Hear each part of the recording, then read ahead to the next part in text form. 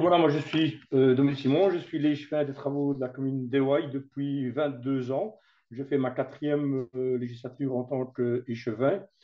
Dans la vie, je suis entrepreneur en bâtiment.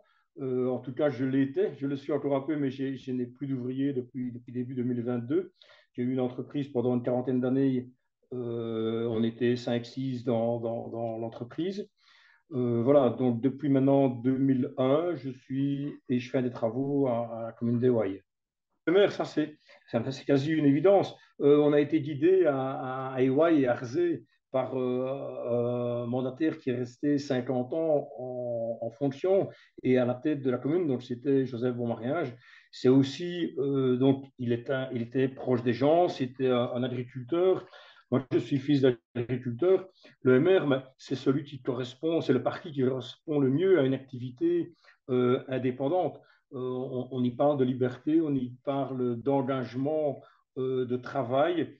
Et donc, c'est évidemment ce qui correspond le mieux à mes opinions personnelles, quoi. Et donc, c'est évidemment les valeurs de liberté, de responsabilité.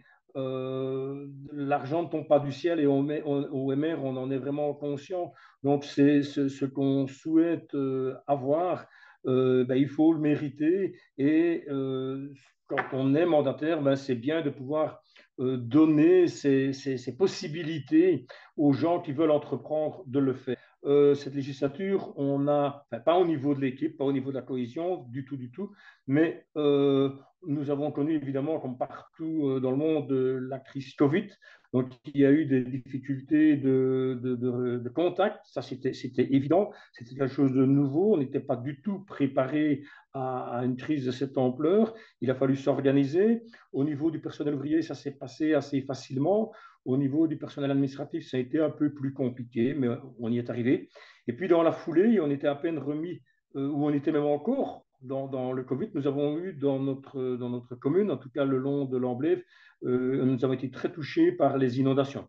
Et donc, si peu, enfin, oui, relativement peu d'habitations ont été très sinistrées. Quelques centaines ont quand même eu des soucis d'inondation, des rez-de-chaussée touchés. On a malheureusement connu un décès, mais ce qu'il y a aussi, c'est que nos infrastructures publiques ont été touchées puisqu'elles sont essentiellement situées le long de l'Amblève. Donc, nos infrastructures sportives essentiellement. La piscine est toujours hors d'usage.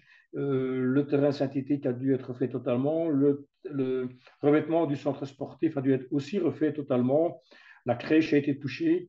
Et donc, oui, nos infrastructures publiques ont été fortement touchées par ces inondations. Donc, c'est vrai que ça n'a pas été une législature facile. Par contre, moi, je retiens quand même quelque chose de positif aussi bien de la crise Covid que des inondations. C'est énormément de solidarité qui s'est installée entre les différents membres de la commune, les différentes personnes, mais aussi avec la population. Ça, c'est quand même quelque chose d'assez rassurant que quand il y a des coups durs, il y a quand même encore un esprit où on se serre les coudes.